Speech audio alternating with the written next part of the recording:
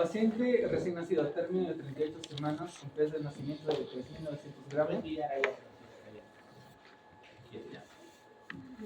con 4 días de vida, acude de forma retrasada a su control secreto y enfermera le evidencia tinte ictérico y lo deriva a su consultorio.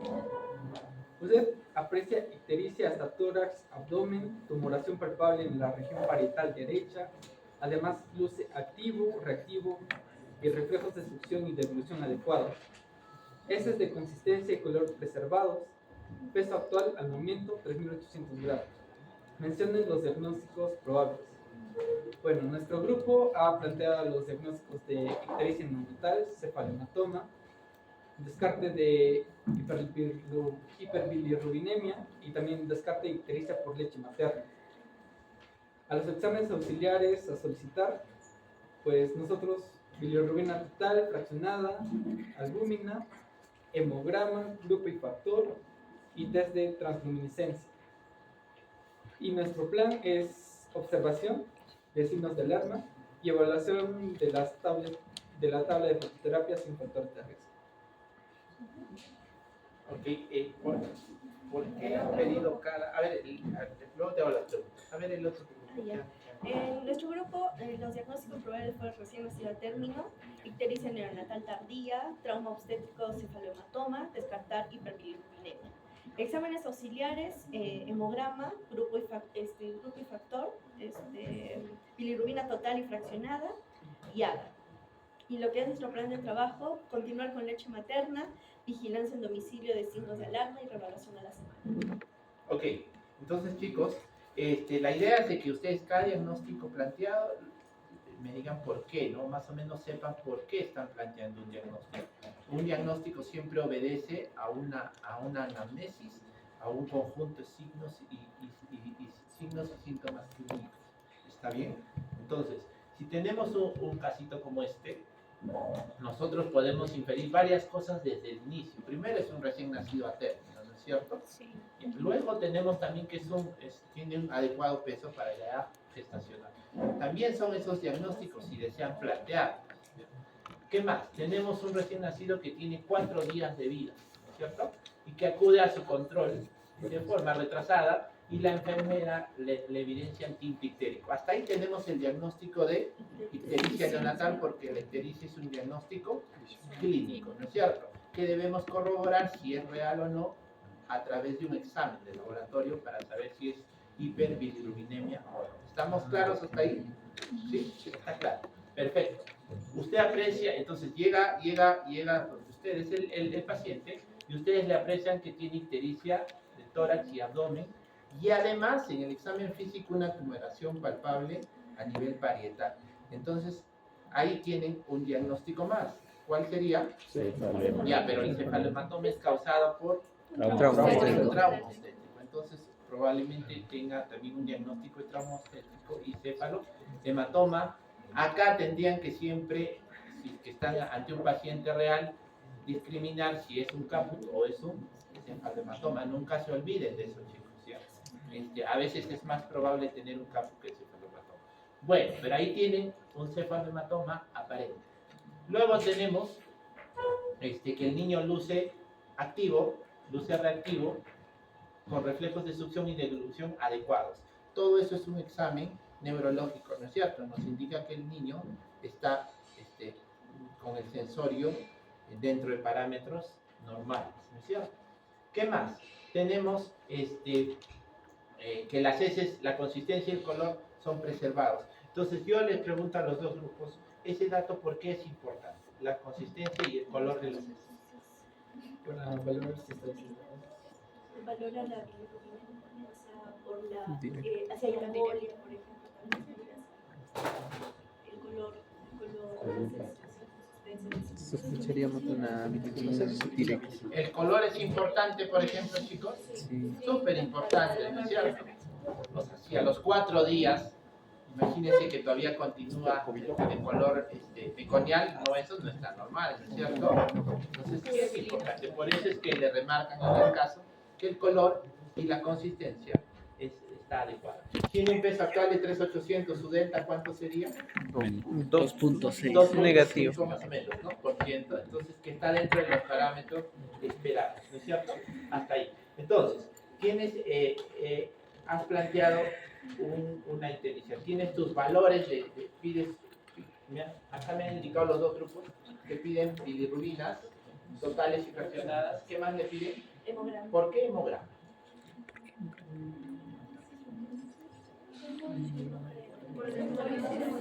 ¿Qué grupo me plantearon hemograma? Ustedes, ¿por qué plantearon el grupo 2 hemograma?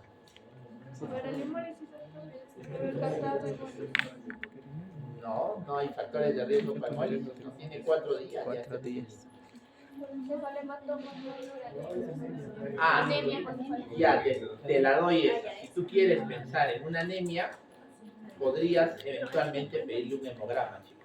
Pero para fines de ictericia, no habría razón por la que le pidas. Pero si están pensando, si tú me respondes, te pido, doctor, porque además quiero saber si este pequeño está haciendo anemia, entonces estamos perfectos. ¿Está bien? Ya. Entonces, ¿qué más me han pedido? Grupo y factor. Eso es súper importante. A pesar de que tenga 4 días, lo más probable es que esto ya lo tengan al nacimiento, ¿no? Pero ustedes siempre van a querer saber su grupo y factor, ¿no es cierto? Entonces, acá podemos irnos por 2 caminos, ¿no? Si tenemos grupo factor, o sea, si que sospechamos primero, la mamá tendríamos que saber, ¿no? ¿Cuál es el grupo y factor de la mamá? Entonces, si tenemos un factor RH negativo en la mamá, entonces paramos las orejas, ¿no es cierto? Paramos las orejas y nos interesaría más aún saber qué grupo sobre todo tiene el pequeño. ¿Qué factor, perdón, RH? Si hablamos de grupos, ya ahí sí es importante saber, pero acuérdense que hay una causa que es por subgrupos. Y eso ustedes no lo van a poder saber tan fácilmente. ¿Ya?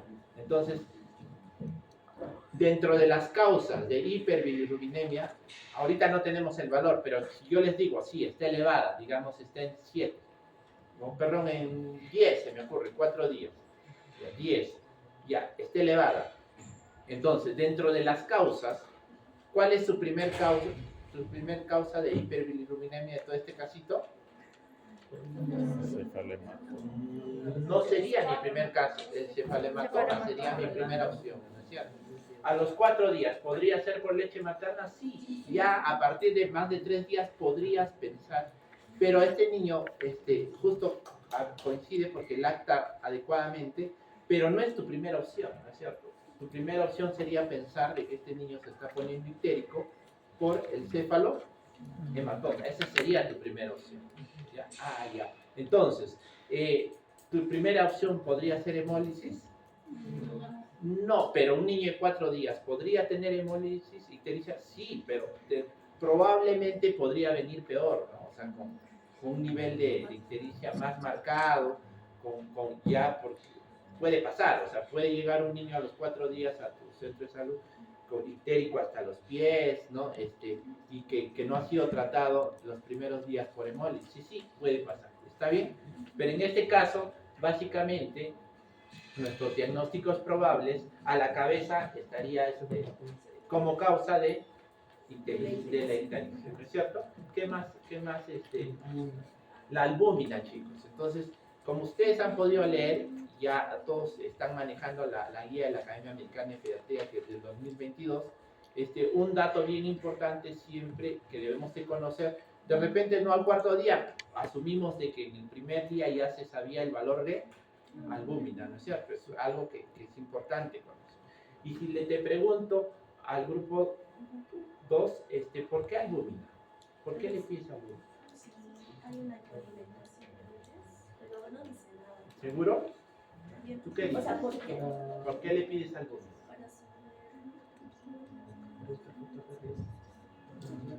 No, a ver que te ayuden tus compañeros.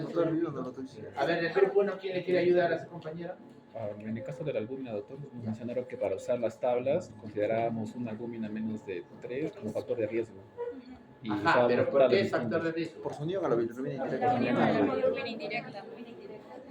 Exactamente. Entonces, si la albúmina cae por debajo de 3. 3, ¿qué debemos sospechar? De que la bilirrubina está Libre. no está unida, está libre y tiene más probabilidades de Llegar al atravesar la cerebro. barrera de Mantoux. Entonces, esa es la razón por la que tú pides albúmina. ¿Está bien? ¿Está bien, chicos? Ya, y el dato, una vez que ya lo tienes, te va a servir también para si es que el niño tiene criterios de ingresar a exsanguíneo transfusión, también te sirve este dato, ¿no es cierto? Se divide, hay una relación entre la bilirrubina total entre la albúmina, ¿no es cierto? ¿Cuánto tiene que ser?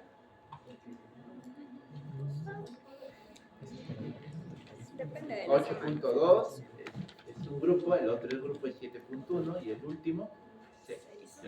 Entonces, eso, o sea, si tú pides algo, en este caso, no me voy a meter al tema de sanguíneo, pero si pides la albúmina, me tienes que responder, pido por todo esto, porque ese valorcito me va a servir para, para yo valorar a mi paciente en varios momentos. ¿Está bien? Ya, chicos. No sé qué grupo me dijo haga. Bueno, ustedes, ¿por qué le han decidido pedirle haga? Miren, que haga es análisis de gases arteriales. ¿Por qué le piden haga?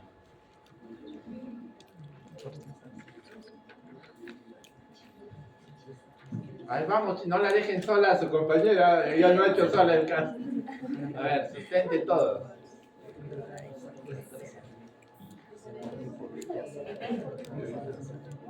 A ver. Es un MCU. Chicos, tengan la confianza. Si lo han planteado, por algo será. La idea es que este es el momento de liberarse sus dudas. O sea, hoy día confúndanse, cometan el error, pero la idea es que entendamos por qué le pusieron a... ¿No pusieron? La secretaria. Ya. Bueno, no, sí, pues no, en este pacientito no tendríamos por qué pedirle unos gases arteriales, ¿no? Electrolitos tampoco, ¿no? Porque no para su delta de peso está, no habría por qué sospechar de una deshidratación hipernatrémica. Ya, entonces, ¿qué más exámenes en laboratorio me has planteado? Se están olvidando ya. Para el tema de perfil de hemólisis, o para saber si hay hemólisis o no en un paciente recién nacido, tienes otra opción además de saberle el grupo y factor. Puedes pedir la antiglobulina, ¿no es cierto? O el CUMS, ¿no? Antes se llamaba CUMS. Entonces, ¿CUMS directo o indirecto? Directo, ¿no es cierto? ¿Por qué directo? Es lo que utilizamos en el recién nacido porque encontramos los anticuerpos unidos a la membrana celular del glóbulo rojo, ¿no? Está pegado, por eso es directo. Y ya, el CUMS directo, está bien. Ya, entonces, ahorita no es un tema de hemólisis, chicos, pero también es lo mismo, el mismo ejercicio que la albúmina, ¿no? Si ustedes piden CUMS, no solo les va a servir para otras opciones de diagnóstico, porque un CUMS directo positivo de frente, así de, si tú lo ves positivo, no necesariamente va a ser hemólisis, y al revés, si es negativo de frente, no. Entonces eso, por favor, revísenlo bien, ¿ya? Revisen. Por eso cada cosita que piden, bien, ustedes hacen el ejercicio en su casa y dicen, ya, esto lo estoy pidiendo por esto, por esto. ¿Ya, chicos? ¿Está claro hasta ahí? En este caso en particular, Ya. ¿a priori se tendría que también pedir albúmina o no? Claro, si no lo tiene, sí. Sí o Siempre sí. es bueno tener su valor de albúmina. Siempre. Ajá, siempre. ¿Ya? Ahora la albúmina va siempre de la mano con la bilirrubina total. Siempre. ¿Está bien? Ya. Entonces estamos en la otra. Entonces, ¿cómo harías tu plan de trabajo? A ver, ¿qué han planteado el tuyo? Una vez visto la bilirrubina total fraccionada, nos vamos a evaluar la tabla de fototerapia tal vez. Y si no hay rango para fototerapia, pasar a observación. Muy bien. ¿Y en tu caso? A continuar con la lactancia materna y vigilancia. Si es que tu tabla te dice que no hay, ¿no? Entonces la tabla te va a pautear, chicos, ¿ya? Entonces, siempre tienen que estar revisando, ¿no? Si tienen el valor, chequen su tabla y ahí van a ir viendo inclusive los riesgos. De no solamente lo puedes mandar a su casa con lactancia exclusiva, sino también podría este niño eventualmente requerir un control, ¿no es cierto? Un control. Entonces tienes algunas alternativas de manejo, de plan, ¿no es cierto? ¿Ya? ¿Qué le dirías a los papás o a la mamá, en tu caso, en tu grupo, por el tema del cefalomatoma?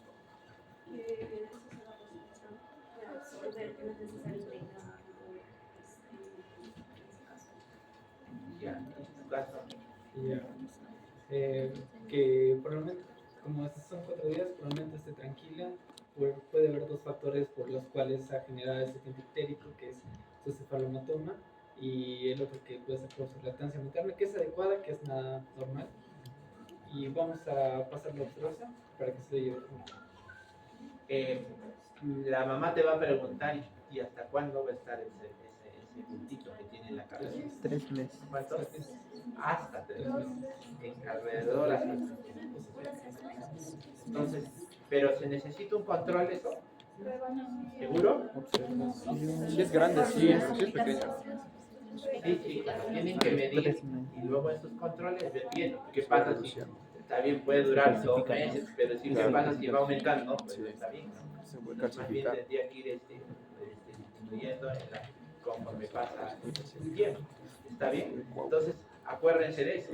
Respecto a la lactancia materna, ya para finalizar, la lactancia materna es una buena causa. Sí, es una buena causa. ¿Y por qué?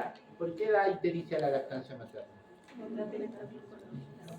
¿Qué hace? ¿Qué pasa con la beta Ya, entonces, ¿qué hace la lactancia materna? Aumenta la circulación. ¿Cómo así? No ve por la circulación enteropática. Ya, claro, o sea, en no se verdad es alimenta. idiopática la causa. La teoría más aceptada es el incremento de la circulación enterohepática por alteración de la beta-glucosinasa. Pero, ¿quién lo altera?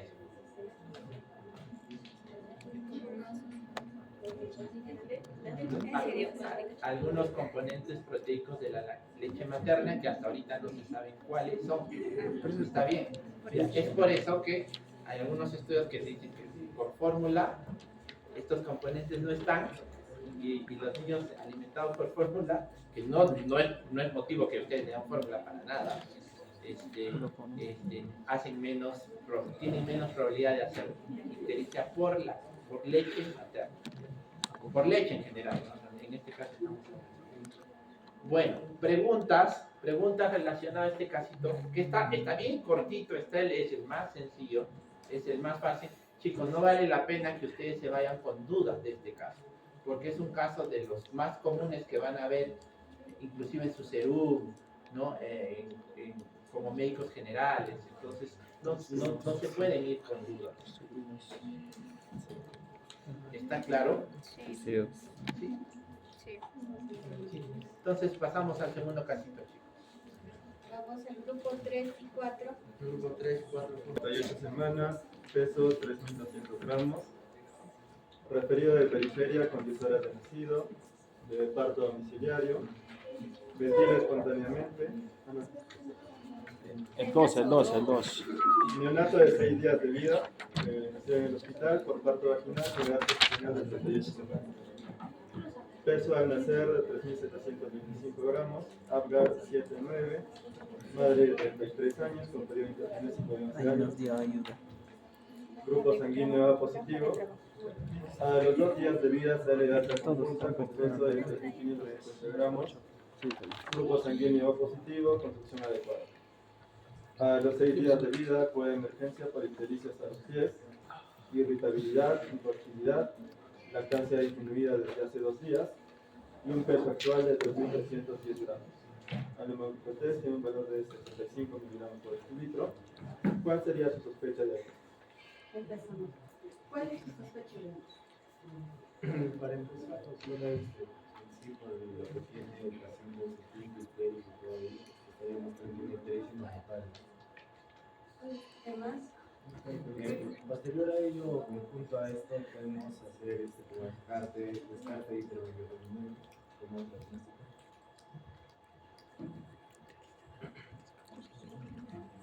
Y dándonos énfasis en sí, en los 6 días de vida que tiene el paciente, probablemente puede ser por lo que es la lactancia materna, ¿no? Que podría ser un descarte de alimentación.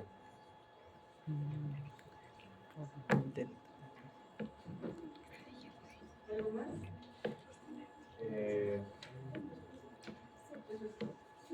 No, aparte de ello, doctora, podríamos también tener como un diagnóstico del descarte de una sepsis tardía, ¿no? Probablemente por la irritabilidad, hipoactividad y la lactancia disminuida que está teniendo ese hoy.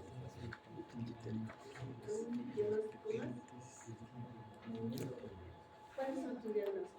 Entonces, tenemos la experiencia en cuanto a la alimentación, no le hemos puesto a descarte porque ya tenemos el peso de inicio y el peso actual, y tiene un delta de peso de menos del 6%, entonces ya no lo hemos considerado como un descarte. Y también hemos considerado el diagnóstico de deshidratación por delta de peso de menos del 6%.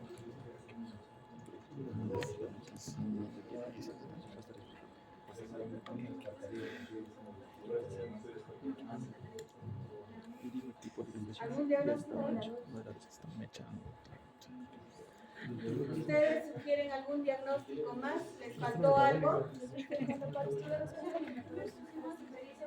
materna, porque sacamos el delta de peso y para los 6 días que tiene, pues bien menos lo vamos a considerar.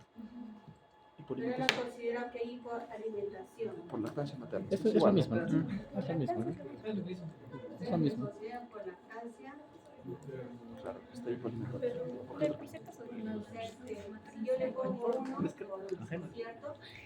Ellos igual. O sea, ¿cuáles? ¿Cuáles? ¿Sí? ¿Algo más que quieran agregar los otros grupos o están de acuerdo con los diagnósticos? Nosotros también consideraríamos descartar trastorno metabólico, Descartar trastorno metabólico. como anemia, ¿Cómo que? hipotiroidismo. Hipotiroidismo, hipocalcemia. Va a sustentar. Sí, está mal, está mal. Como ya lo he dicho, se lo vamos a hacer más dinámico. Ya sabemos que la ictericia es un diagnóstico clínico.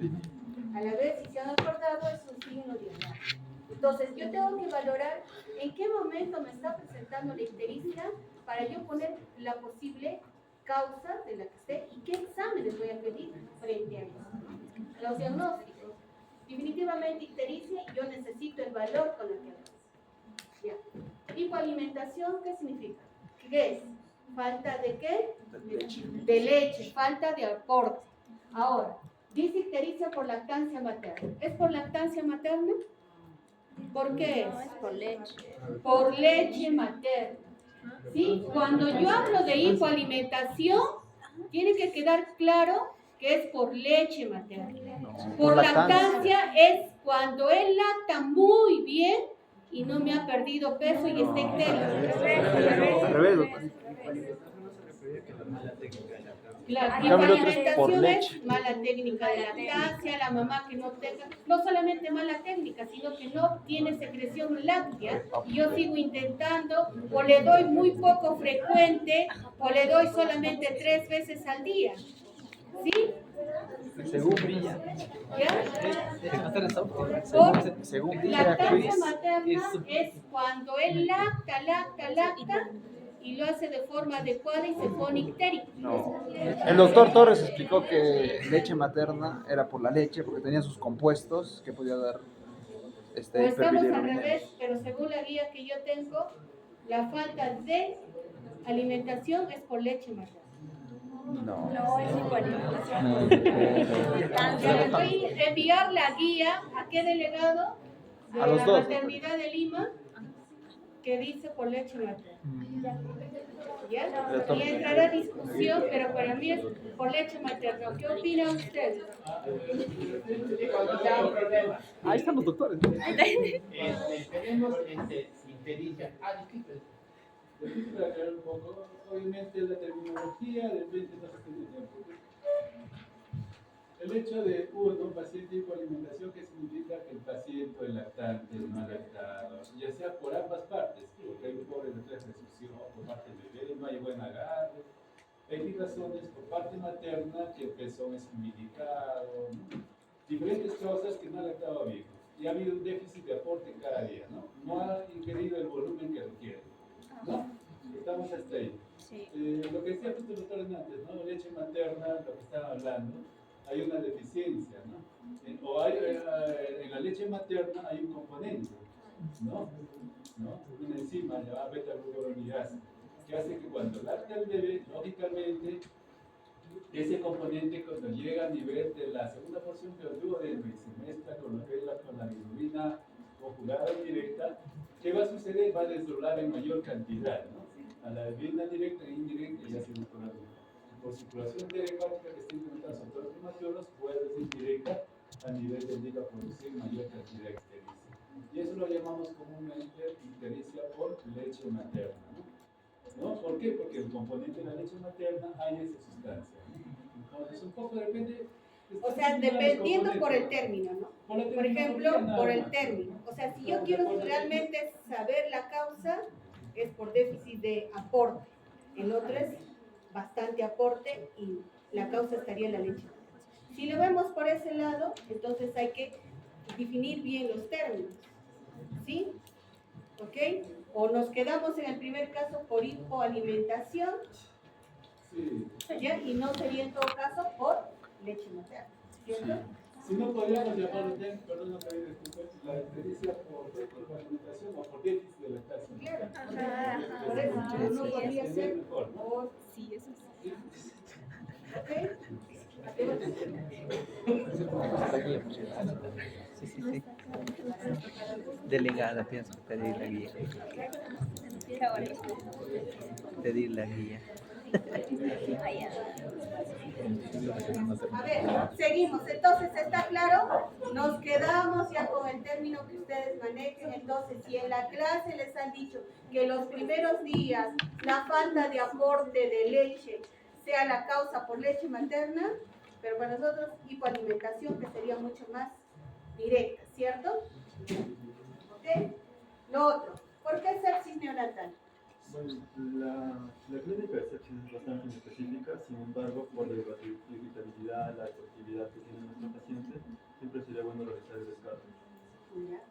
¿Por qué descarto? Bueno, más que nada, en el caso nuestro, nosotros planteamos que era más una sepsis tardía por la clínica, más que nada lo que presentamos, la irritabilidad y la efectividad que tenemos. Sepsis tardía. ¿Cuál sería su factor de riesgo para sepsis tardía?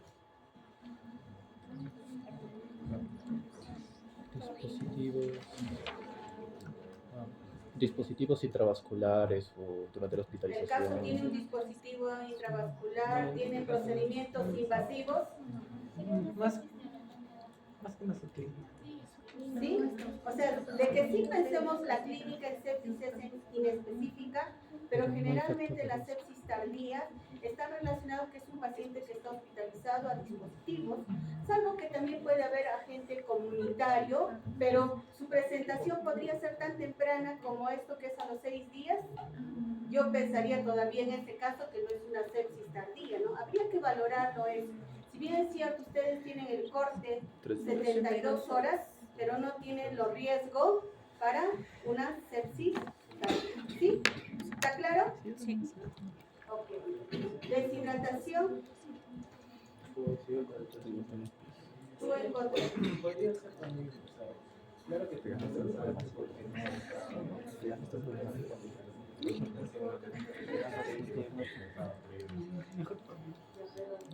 ¿Es descartado o tiene ya una deshidratación? ¿Cuánto de delta de peso tiene? Menos 11. Menos 11%. ¿Y cuánto debe perder un paciente? Máximo 10. Máximo 10%. ¿Cierto? Entonces sí podríamos contemplar o diagnóstico de deshidratación. Agregaron a este grupo que hay que considerar descartar su trastorno metabólico. ¿Están de acuerdo? No, ¿cierto? No lo han puesto. ¿Por qué lo pusieron ustedes? Bueno, yo considero que debido a la hipoalimentación que está cursando, podría tener hipocalcemia. Y Lo que me has dicho hipotiroidismo, ¿no? y también, o sea, También trastorno dentro de metabólico, hipocalcemia, hipotiroidismo también. Hipotiroidismo también porque, bueno, después, porque es un factor de, o sea, genera hiperbilirubinemia más que nada indirecto. Y ahí también, bueno, después de las Pero- pruebas, bueno, aunque no te diga eso, es para, ¿cómo se llama? Como una sospecha, para descartar. No- Pero no- dentro de los trastornos metabólicos más frecuentes es un bebé a término. Yo creo que un bebé a término tiene riesgo para hacer hipocalcemia, como refiere él. Más que nada por su hipoalimentación. Por la hipoalimentación Pero podría son cortos días, o sea, claro, puedo descartar, pero no entraría como algo muy frecuente, ¿cierto? Relacionado al caso. Tampoco hipotiroidismo. ¿Yo qué tendría que tener para hipotiroidismo para pensar? Clínica de también hipoactividad. Más que de hipoactividad. repente, si yo no me baso solamente en la ictericia, que sea un poco más prolongada, ¿sí? La ictericia. Recién estamos hablando del 6º día de vida. ¿Ok? Doctora, pero podríamos considerar también hipernatremia, posible Claro, si deshidratación. yo, o sea, ahorita recién vamos a entrar a los exámenes, no lo han considerado, pero sería una deshidratación de frente hipernatrémica, ¿sí? ¿Por qué? Pero, y también les han dado hasta un valor de que ya está en el caso, y cuánto yo considero el sodio normal. Y solamente me pusieron deshidratación. O sea, ¿está ok? Entonces, descartaríamos de lo más frecuente, ¿cierto? No consideraría hipotiroidismo. Claro, o sea, para yo tener el otro diagnóstico de hipocalcemia, ¿qué tengo que tener? Valor de electrolitos para hipocalcemia. Tendría que tener ¿qué? ¿Dosaje de qué? De calcio. Calcio ¿Sí? cético. ¿Ok? A ver, vamos a la siguiente pregunta.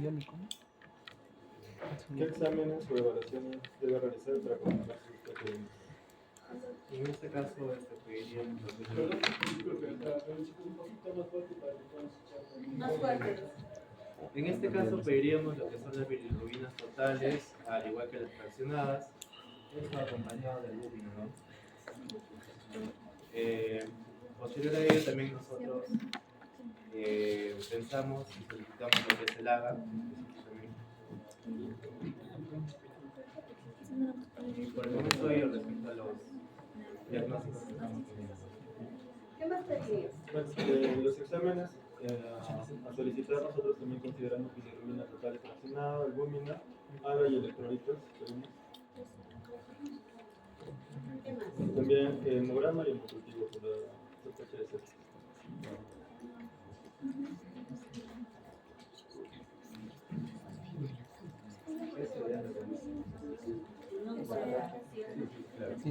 PCR lo que falta. ¿Algún examen más solicitarían los demás grupos?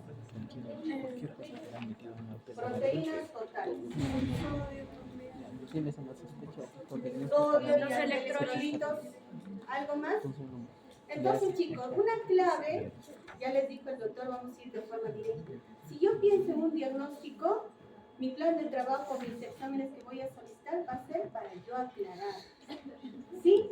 Entonces, si tenemos, dice hiperbilirubinemia, definitivamente, si está llegando con las características que dice hasta dónde la ictericia, tiene hipoactividad hasta los pies. Eso significa que tiene un valor alto, ¿cierto? Ya me está indicando que probablemente yo no voy a encontrar una bilirrubina de 8, de 10 ni de 15. Probablemente sea un valor encima de los 20. ¿Sí? Entonces, si queremos sumar, ustedes ya tienen todos los criterios para buscar. Si tiene, va a ser una ictericia con factores de riesgo, ¿no? Definitivamente no nos olvidemos que bilirrubina total y fraccionada, si quiero proteínas totales y también albúmina, globulina, pero ¿qué tenemos que tener? Sí o sí, albúmina, más que las proteínas totales. Ahora, para hipoalimentación, definitivamente este paciente ya hemos visto que ha perdido de peso. Obviamente, para descartar sepsis necesitamos un hemograma, hemocultivo y un PCR que nos va a ayudar si teniendo esta clínica inespecífica, ¿se trata o no de sepsis? ¿Cierto? Y para una deshidratación hipernatrémica necesitamos también el AGA. ¿Por qué no sería? ¿Por qué el AGA? ¿Tú por qué el AGA? Ya, pero ¿por qué el AGA? A ver. ¿Alguien más quiere opinar por qué el AGA? Porque necesitamos saber qué pH tiene el paciente. También dentro de los criterios de factores de riesgo que voy sumando, que entra acidosis, ¿cierto? Y entonces el AGA me va a ayudar más que ver la parte de repente respiratoria. Y bueno, hay equipos que dosan solamente electrolitos, que nos pueden ayudar y decir tiene hipernatremia o no, como ya tienen un valor, y el AGA también nos dirá si tiene lactato elevado y el pH cómo está, ¿no? Si está acidótico o no está acidótico, que entra también como otro indicador. ¿Ok? ¿Algo que recalcar? ¿Alguna duda? Creo que no, ¿no? ¿O sí? Vamos a la siguiente pregunta. Deshidratación. Vamos. Deshidratación. La siguiente pregunta se refiere a cuál sería su manejo respecto a este caso. ¿Cuál sería el manejo? Bueno, con los resultados de bilirrubina del paciente y los datos del paciente, nosotros hemos evaluado que ya se encuentra dentro del rango de sanguinotransfusión. Entonces, las indicaciones que damos para el paciente son fototerapia intensiva hasta poder efectivizar la exsanguinotransfusión. La exsanguinotransfusión, que también es paciente que esté en NPO, y hidratación parenteral. ¿Fototerapia hasta efectivizar el sanguíneo? ¿Así? NPO. ¿Algo que agregar? Con la radiación. Con lo otro sí sería una indicación de rango de sanguinotransfusión. ¿De frente haces la exsanguinotransfusión? A ver, es cierto, yo para determinar el valor que determina el caso, dice 29, está en rangos de exsanguinotransfusión. Pero para yo hacer exsanguinotransfusión, a ver, ¿qué debo hacer? A ver, de lo que hayan leído. Primer grupo. Nada. Sacar el De frente. volumen. ¿Ah? El volumen. El volumen. ¿Qué otra cosa debo considerar para hacer exsanguinotransfusión? La parte neurológica valorada. ¿Qué otra consideración debo tener? A ver, La albúmina. el sexto grupo mejor dicho. ¿Qué pregunta? Dice que debemos considerar inestabilidad. La tabla. Yo conozco una exsanguinotransfusión. Es cierto, tiene indicación de exsanguinotransfusión hasta preparar yo. ¿Qué debo fijarme? Que tenga un cordón. El cordón que tenga, que yo lo pueda remojar, es una parte, ¿sí? Pero si muchas, ya tiene 6 días, no tengo cordón, ¿cómo hago la exsanguinotransfusión? O sea, en un primer momento, cuando tenemos casos de exsanguinotransfusión, y generalmente puede ser las horas o el primer día, es un cordón más manejable, el pediatra o neonatólogo tiene que hacer cateterismo umbilical para hacer el recambio. ¿Sí? Mientras tanto, mientras espero, preparo, tengo que sí hacer fototerapia intensiva. Algunos que han roto el Carmen han visto, ¿no? Que se coloca 2 o 3 fotómetros de LED. Entonces hay que colocarles y hacer un control en qué tiempo, de 4 a 6 horas para ver si ese valor va. ¿Sí? ¿Ok? Entonces tengo que tener las condiciones.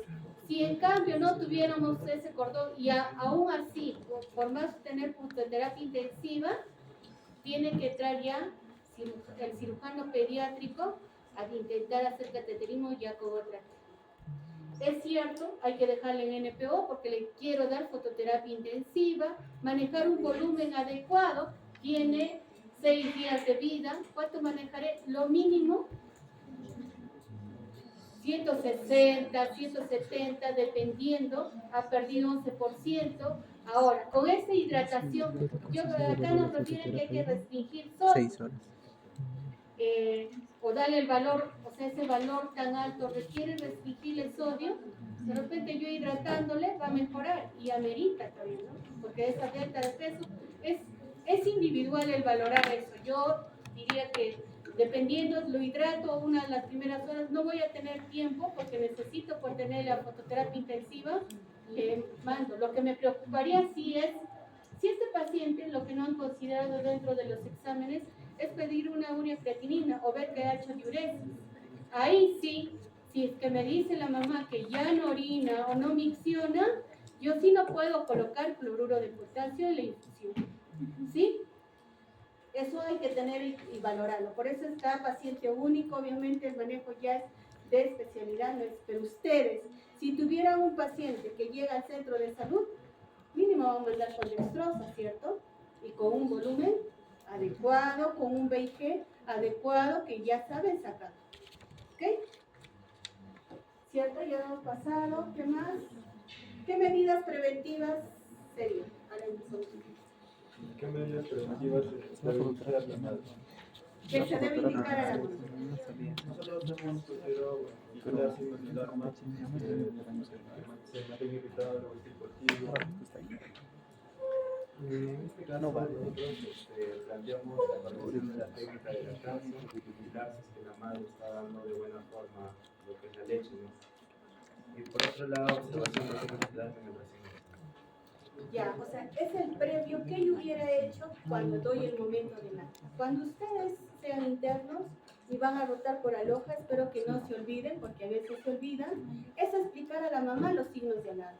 Y al darle de alta, porque tiene un periodo intergenésico largo, es de verificar su técnica de lactancia, ver si realmente tiene buena secreción láctea o si no complementar hasta que aumente su secreción si el bebé no tiene condiciones para hospitalizarse como eran los 2 niños. Obviamente, que este paciente ya estaba haciendo, que lo otro que se ha olvidado ante la signología neurológica, es que probablemente ya esté haciendo una encefalopatía por hiperbilirrubinemia, ¿cierto? Entonces, yo tengo que valorar, habiendo bajado todo este proceso de ictericia, todo, de todas maneras, hay que hacerle el seguimiento y hacerle un examen de resonancia magnética para ver que no haya daño neurológico. Eso es lo que de repente hincapié con toda la sinología, porque si nos sale negativo todo para sepsis, todo quedaría en que ha sido una hiperbilirubinemia agregado a una encefalopatía por hiperbilirubinemia. ¿Ok? ¿Preguntas algo? ¿Todo claro? ¿Sí? Sí. Sí. Ya. Con silencio. Empezamos ya con el caso clínico 3. ¿Ya? Muy bien, lee este caso clínico corto, pastor, y luego la presentación. Neonato de 38 semanas, peso de 3.200 gramos, referido de periferia por 10 horas de nacido. De parto domiciliario, ventila espontáneamente, no presenta diestrés, no desatura, afebril, lacta adecuadamente, buen reflejo de succión y devolución. Con ictericia en rostro, diuresis presente, deposiciones también. En emergencia se complementa datos, según digesta de 35 años, controles prenatales 1, infección del tracto urinario, ruptura RP me niega, y lo que son grupo y factor O positivo, el de la madre. Se solicita dosaje de bilirrubina, bilirrubinas totales 10.5 miligramos por decilitro, y bilirrubina directa 0.4 miligramos, bilirrubina indirecta 10.1. Grupo y factor del recién nacido O positivo. Muy bien, chicos, ahí dice DITU es negativo ahí, creo que no ha salido, ¿no? DITU negativo, ¿ya? Muy bien. Lo sospechaba. Muy bien, tienen el caso clínico, ahora veamos las preguntas, chicos. Ya, empezamos Mauricio con la primera pregunta. ¿Qué antecedentes maternos de la gestación anterior es importante preguntar aparte de lo mencionado? Antecedentes, hijos. A ver, Mauricio, tu grupo que... En este caso, pues no se había preguntado a su anterior embarazo cómo fue. Si es que el hermanito tiene un grupo de factor similar o tiene discordancia con el de la madre. Ya. Y también si tuvo un profilaxis de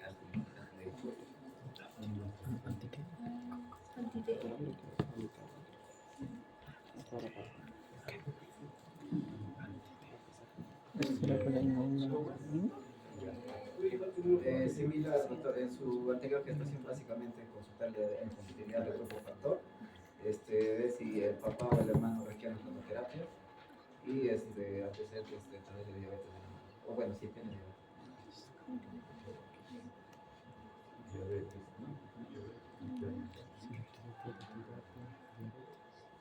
Ya. A ver, planteamos Mauricio, ¿por qué es importante anterior gestación? Ya, es porque si la primera recién nacido tuvo también los mismos problemas, la madre habrá hecho esa inmunización, lo cual provocaría de que en este paciente sí o sí tenga ictericia, una hiperbilirubinemia. Ya. Y también, si es que no lo tuvo, la profilaxis anti-D también podría indicar de que este paciente iría bien. Muy bien, tu hijo. Bueno, como lo mencionó, básicamente es el embarazo previo saber conocer, porque si ha habido una inmunización anterior, esto lleva en el segundo, en este caso, en el segundo producto, en el neonato, que haya ya una reacción, ¿no? Como es la inmunización previa en este caso. En cuanto a lo que viene a ser padre o hermano, y los antecedentes de diabetes están como, bueno, factores de riesgo básicamente también asociados a lo que viene a ser una hiperbilirubinemia, ¿no? Ya, habíamos por partes, ¿ya? Y en este caso todos participan, chicos. ¿Los antecedentes es importante? Sí, ¿no? Si estamos pensando mamá RH negativo y RH positivo, y estamos pensando que es ya del inicio que es una incompatibilidad.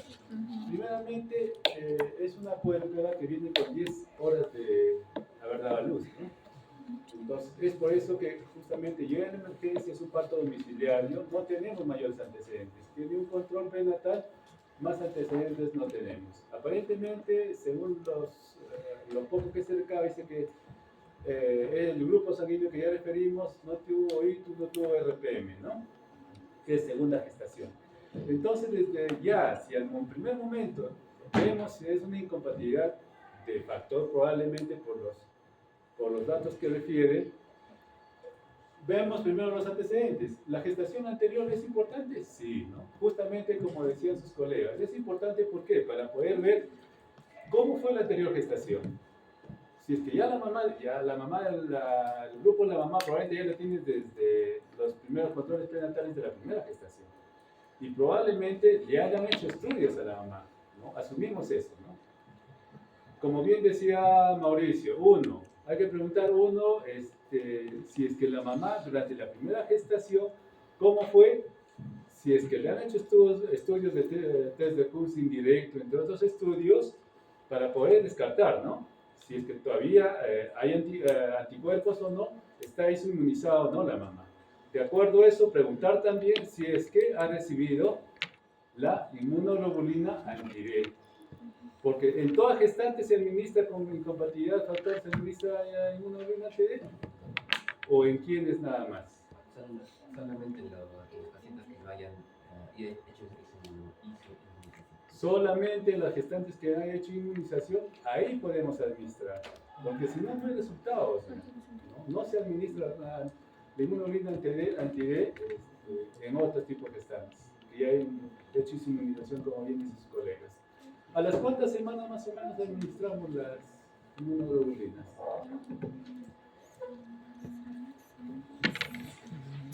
Bien, chicos.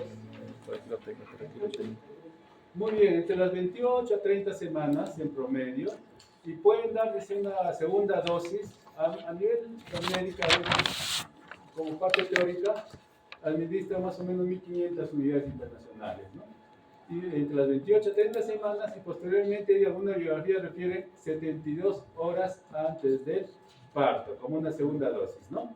En algunos casos, dependiendo cómo han sido sus controles de test de Coulson indirecto, entre otros exámenes maternos, y obviamente en el feto del producto, ¿no? ¿Estamos de acuerdo? Muy bien. ¿Qué más? Efectivamente, ¿no? El requerimiento, si su primer producto, ¿cómo nació? Hizo ictericia neonatal, ¿no? Tuvo incompatibilidad, Y aparte de eso, ¿recibió fototerapia o qué tipo de tratamiento, o en sanguíneo transfusión, qué tipo de tratamiento recibió el primer producto? Y si es que recibió o no, ¿cómo fue? ¿Y qué estudios le hicieron a ese primer producto? ¿No? Entonces, ¿es importante saberlo? Es importantísimo. Obviamente, el mayor riesgo ya sabemos que la tiene la primera o segunda gestación para el año. Segunda gestación, ¿no? Por la inmunización, efectivamente, que estamos hablando de nada, ¿no? ¿Ya? Entonces, preguntemos eso. Si le dio fototerapia o sanguíneo transfusión, ¿qué tipo de tratamiento recibió el primer producto? ¿Ya? ¿Algún dato más? ¿Es importante? Bueno, lógicamente también conocer el grupo sanguíneo paterno, ¿no? El papá, el grupo de factor sanguíneo, porque lógicamente de ahí va a partir el problema con el DRN, la neutropatía del hígado, ¿no? ¿Va a ser importante también? Sí. ¿La diabetes será importante? ¿Qué dicen los chicos del grupo? Grupo 6, ¿qué dicen, chicos?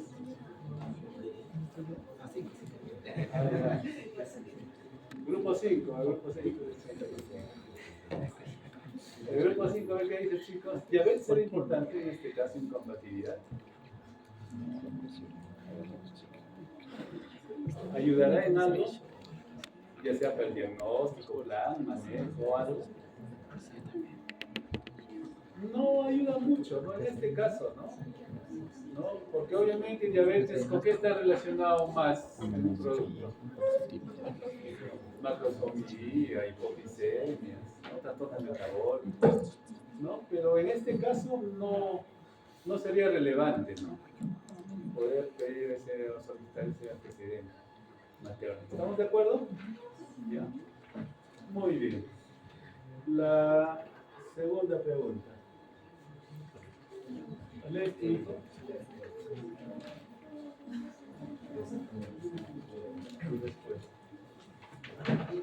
¿Qué exámenes de laboratorio se tendría que solicitar?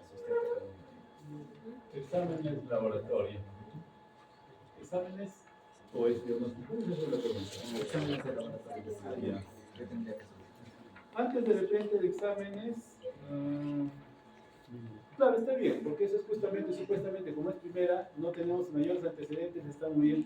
Llega la emergencia, solo tenemos los datos que hemos referido, ¿y qué más le solicitamos? Bueno, se le podría solicitar, lo que hemos visto es un hemograma. Ya. Punto directo. Hemograma, de punto directo. Reticulocitos.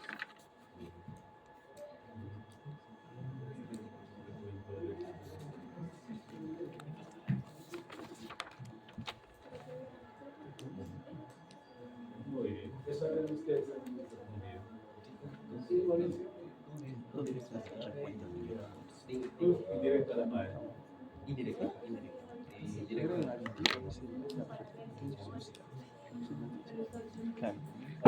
No agregan. Ya. Planteemos antes que me olviden, antes hablamos de test de Kuhn indirecto en la madre, ¿no? Porque el indirecto pedimos en la mamá. ¿Por qué solicitamos qué mide el test de Kuhn indirecto? Los anticuerpos. Anticuerpos.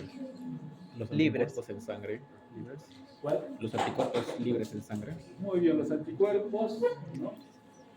Anti-D circulantes en la circulación materna, ¿no? Que eso a la larga, lógicamente, va a ser inmunización cuando sabemos muy bien los eritrocitos del feto, por vía transplacentaria pasa, y obviamente eso genera que haya producción de anticuerpos, ¿no? Que esos anticuerpos probablemente pasan por vía placentaria de madre a producto a feto, y lógicamente eso es lo que van a adherirse a las paredes de los eritrocitos produciendo la hemólisis posterior, ¿ya? Y ahí medimos, ¿qué medimos ahí? En el producto del directo. Muy bien, entonces, hemograma primero. ¿Para qué solicitaríamos hemograma? Bueno, lo que lo hemos detallado básicamente para, cómo va a haber una hemólisis activa, para evaluar más que nada hematocrito y hemoglobina. Básicamente, más para ver, como estamos pensando que es una incompatibilidad de factor, y sabemos que mucho más riesgo hay en incompatibilidad de factor o de grupo para hacer todas las complicaciones posteriores que vamos a ver. ¿Cuál es mucho más grave? El factor, ¿no? Entonces, en ese caso, estamos pensando si hay incompatibilidad, probablemente está haciendo esa inmunización, va a hacer hemólisis y por ende va a disminuir la cantidad de glóbulos rojos. y queremos saber cuánto tiene, si está con anemia, ¿no? Sabemos los rangos normales de hematocrito y hemoglobina de los CRNs, que va en promedio de 14.5 a 20.5, o hematocrito 45 a 65 en promedio, ¿no? Eso va a depender mucho si es a término o pretérmino, ¿no? Y de acuerdo a eso, lógicamente, si estamos pensando que hay hemólisis, lógicamente va a disminuir la cantidad de hemoglobina en hematocrito, ¿no? Va a estar bajo, probablemente hasta con una anemia, probablemente. Muy bien, ¿algo más en un hemograma? ¿Algo más? Ya. Desde CUS, ya dijimos, ya mencionamos. Recuerdo reticulocitos.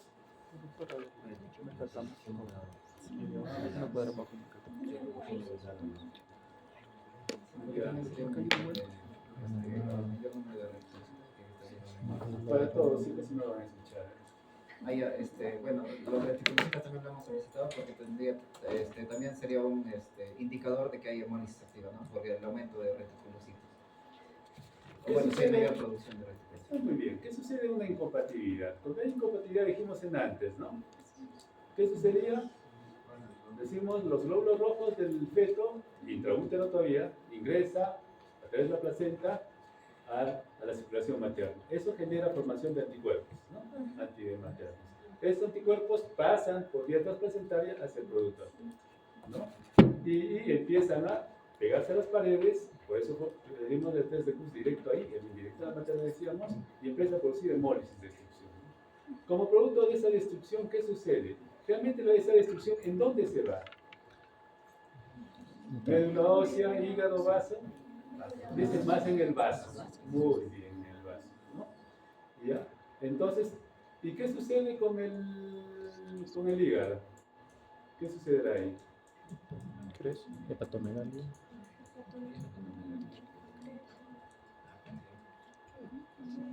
Al haber mayor destrucción, puede ser porque hay destrucción de órganos, pero lógicamente es mucho más en el vaso. Al haber mayor destrucción, ¿qué sucede en el organismo? Eso genera que baje la cantidad de hemoglobina hematocrito, decíamos. Al bajar, eso es un estímulo a nivel de los órganos que producen los glóbulos rojos, ¿no? Hematopoyéticos, empiezan a hiperproducir glóbulos rojos, ¿no? Pero son glóbulos rojos inmaduros. Entonces, los reticulocitos lo que miden es eso, ¿no? La cantidad de glóbulos rojos inmaduros, ¿no? Lamentablemente no están cumpliendo sus funciones. ¿Cuánto es mayor de cuánto en promedio esos reticulocitos en promedio? Para decir que es positivo. En promedio mayor de 6, dice, ¿no? En promedio, 6 o mayor de 6. Entonces, eso nos va a ayudar a decir, ¿sabe qué? Si está produciendo hemólisis, está bajando hemoglobina hematocrito y por ende los reticulocitos están incrementando. No toda una cadena. ¿Estamos de acuerdo? Muy bien. ¿Algún examen más? Aparte desde el curso directo, indirecto, ¿algún examen más podemos solicitar ahí? A la albúmina. Albúmina, sí, tenemos que pedir proteínas totales y albúmina. Justamente la relación también, si se dan cuenta también, para poder definir y decidir, y obviamente, ¿por qué la albúmina también será importante en incompatibilidad?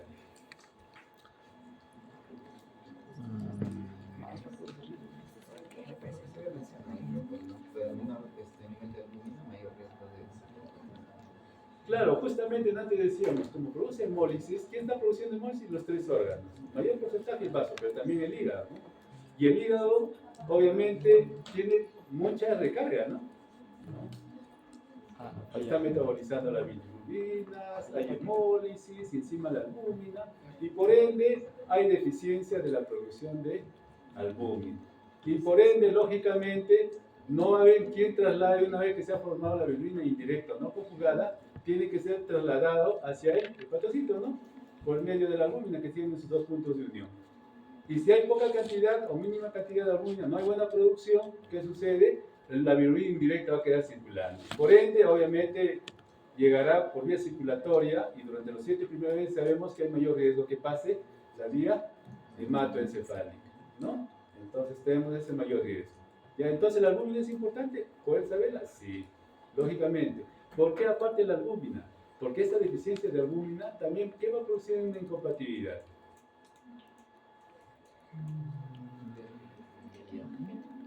también habrá hiperbilirubinemia porque la bilirrubina va a estar libre. Está bien, justamente porque le decimos eso, no hay que trasladar. Pero otra cosa es que también la albúmina, ¿quién da la presión oncótica? La albúmina. Cuando disminuye la albúmina, sale hacia el extracelular líquido. Y por ende, por eso que algunos bebés o RNs con incompatibilidad de factor hacen ascitis, ¿no? Hacen muy bien. Líquidos, obviamente salen de los vasos sanguíneos, ¿no? Del intercelular y del circulatorio, de los vasos sanguíneos salen, ¿no?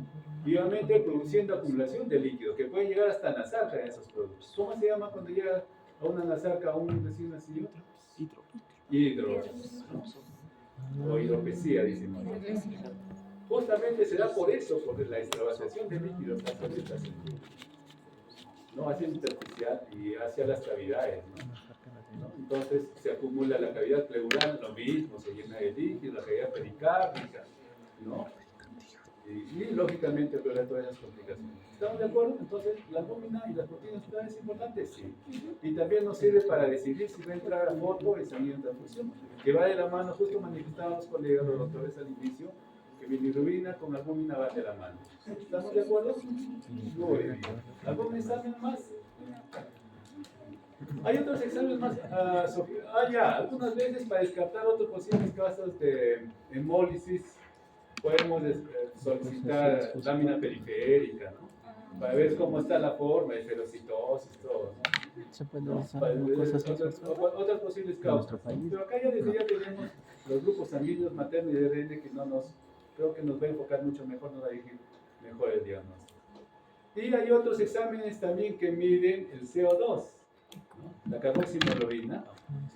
¿Se acuerdan dentro del esquema qué sucede? El glóbulo rojo vive tanto tiempo en neonatos a término, en su biografía está de 60 a 70 días y en pretérmino 35 a 50 días. Luego de ese tiempo va a todos los órganos que hemos dicho, se destruye, se produce hemólisis. Producto de esa destrucción se libera la hemoglobina. Luego una vez liberada la hemoglobina se divide en dos, en hemoglobina, ¿no? El grupo N es metabolizado por diferentes sustancias, unas enzimas en la oxigenasa, transformando el grupo N en biliverdina, pero no solo biliverdina, ¿qué más se forma? Hierro y CO2. Hay algunos exámenes que miden ese CO2 porque están de la mano con esa división. Entonces, en incompatibilidad miden ese CO2, la carboximoglobina. No la tenemos a nivel nacional, pero sí se puede. ¿Estamos de acuerdo, chicos? Muy bien. La tercera pregunta ¿Cuáles serían los diagnósticos de la resina? Una vez que hemos dicho eso, chicos, ¿cuáles serían los diagnósticos para avanzar? A ver, plantealo. Sería ictericia neonatal, a descartar, incompatibilidad de factor. A descartar sería, bueno, al final lo esperamos. Sí. Nada más. Ictericia neonatal hemolítica. Y bueno, como no está la presentación no cuesta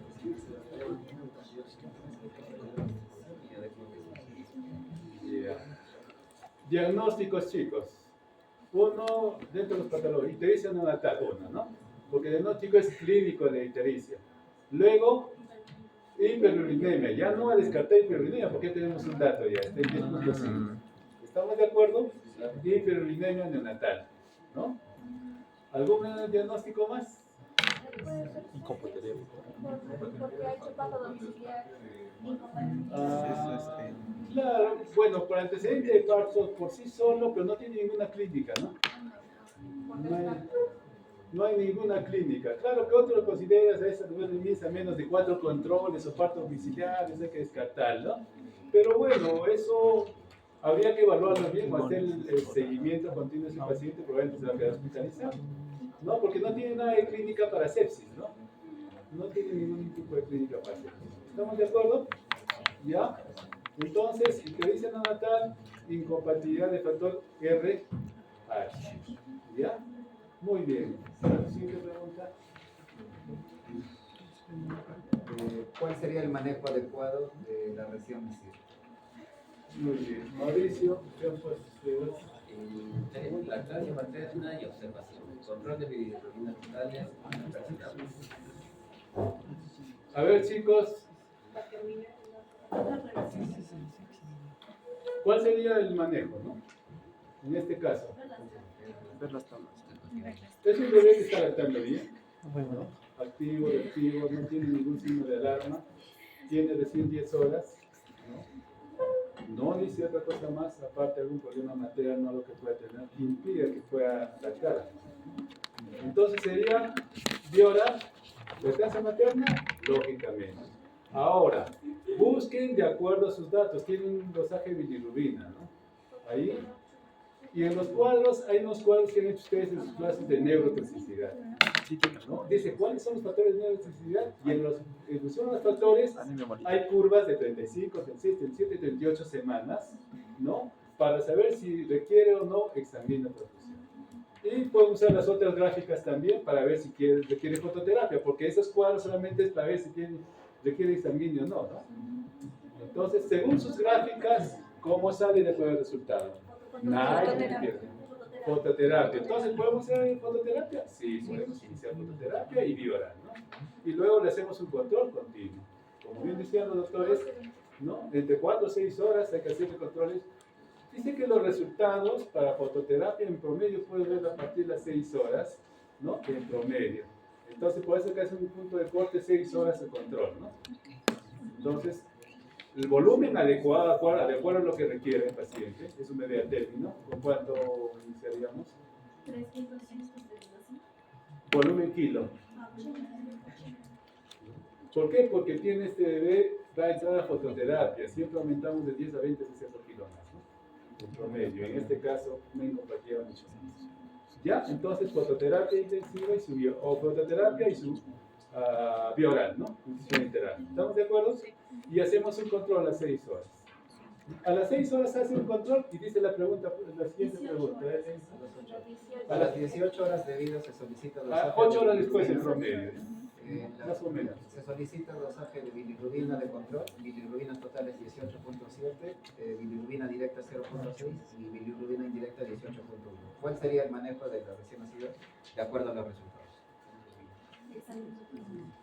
Ahí sí entra las curvas que han hecho ustedes con los doctores, ¿no? Que son muy buenas y sí nos permite decidir adecuadamente para ver si necesita examinio o no. Una de las cuadros de las curvas dice neurotoxicidad con algún factor de riesgo. En este caso, factor de riesgo tiene ese factor de riesgo, que es la isinmunización, o la ictericia o isinmunización. Tenemos ya un factor de riesgo, entonces usamos ese cuadro y ese cuadro buscamos una cantidad que dice 18.1 y ahí justamente está por encima de la línea de las 38 semanas. Está por encima y lógicamente sí requiere de sanguíneo, ¿no? Ahora, ¿cómo hubiéramos hecho si nosotros actuábamos, si hubiéramos captado a la gestante? Por eso que es importante los controles prenatales. ¿Qué hubiéramos hecho en esa gestante si la captábamos durante sus controles, primer y segundo control? ¿Qué estudios hubiéramos hecho en la mamá y en el producto? Si hipotéticamente la captábamos antes. Hubiéramos hecho un estudio de mamá de test de Kunz indirecto, como bien dice. ¿No? Test de Kunz. Y en el producto, si tuviéramos todo lo sofisticado y según la biología, la teoría que dice, los protocolos que refieren español y americano, que usamos más, ¿no? ¿Qué hubiéramos hecho estudios? Y mucho más si teníamos antecedente que el primer producto hizo ictericia y le hicieron ensayo de transfusión.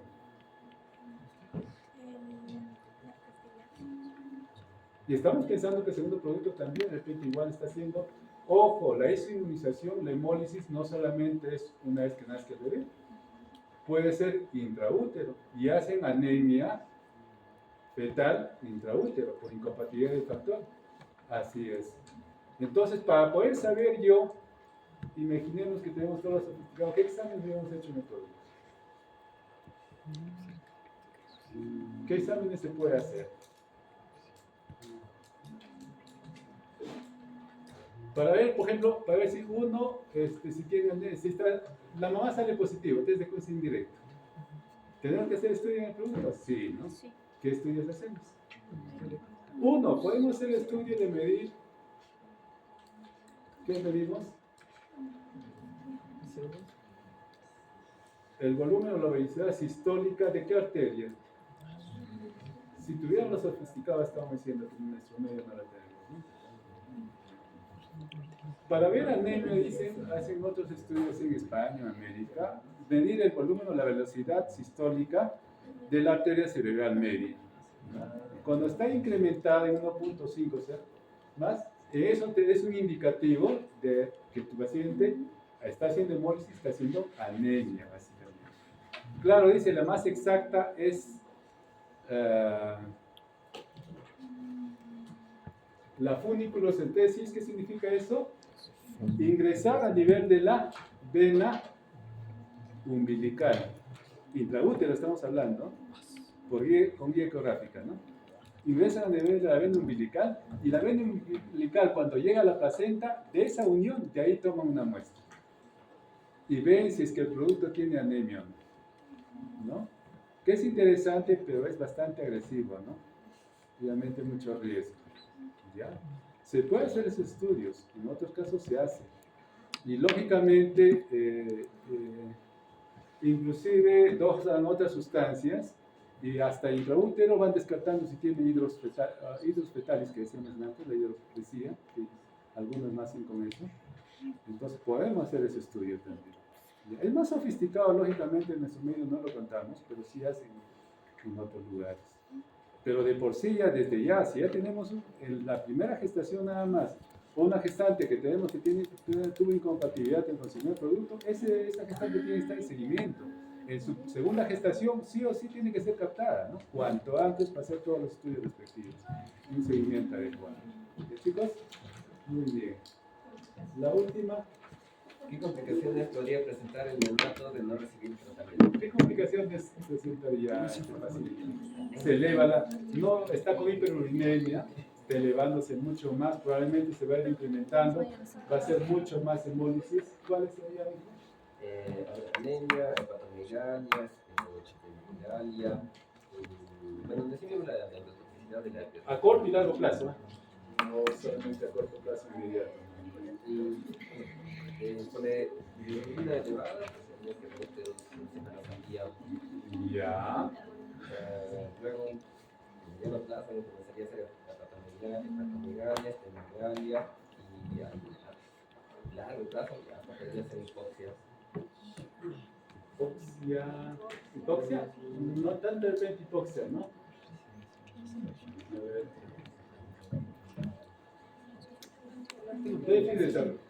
A ver, un segundo, primero antes.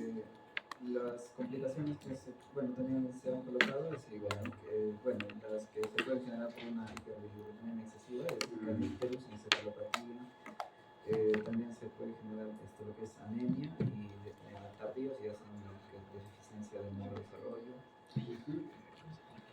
Ya, tomando así, para terminar. Obviamente las complicaciones a corto plazo, ¿qué será? Una anemia, ¿no? Y anemia severa probablemente, ¿no? Y lógicamente, en estos casos, es tanto la hemólisis, ¿no?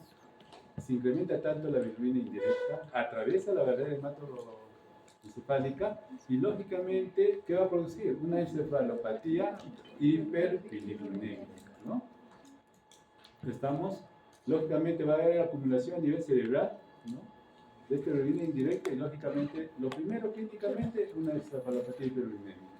Y posteriormente, obviamente, si no se trata, porque estaban diciendo, si no hay tratamiento y persiste y se va incrementando mucho más, probablemente va a haber una acumulación, ¿no? De los ganglios basales y todo, y lógicamente va a producir un kernicterus, ¿no? Que es más un hallazgo anatómico, no otro patológico, ¿no? La encefalopatía sí es más clínica, ¿no? Entonces, y aparte de ello, decíamos la otra complicación que podría tener, y algunos nacen ya con esa complicación, el hidrops, ¿no? La hidropesía, que también puede ser a la larga. Algunos ya nacen con complicaciones, nacen con ascitis o nacen con derrame pericárdico o derrame pleural, y pacientes con incompatibilidad de factor. Y lógicamente, posteriormente, si no recibe tratamiento, hacen sonazar, que lógicamente van a fallecer, ¿no? Así es. ¿Ya? Entonces, esas serían las complicaciones más frecuentes a corto y largo plazo. ¿Alguna duda, pregunta, chicos, del caso? ¿Qué tan probable es que le hagan shock? Perdón un ratito, chicos. A ver, para acá. Un paciente con estas características, ¿qué tan probable es que haga un shock? Un shock hipovolémico.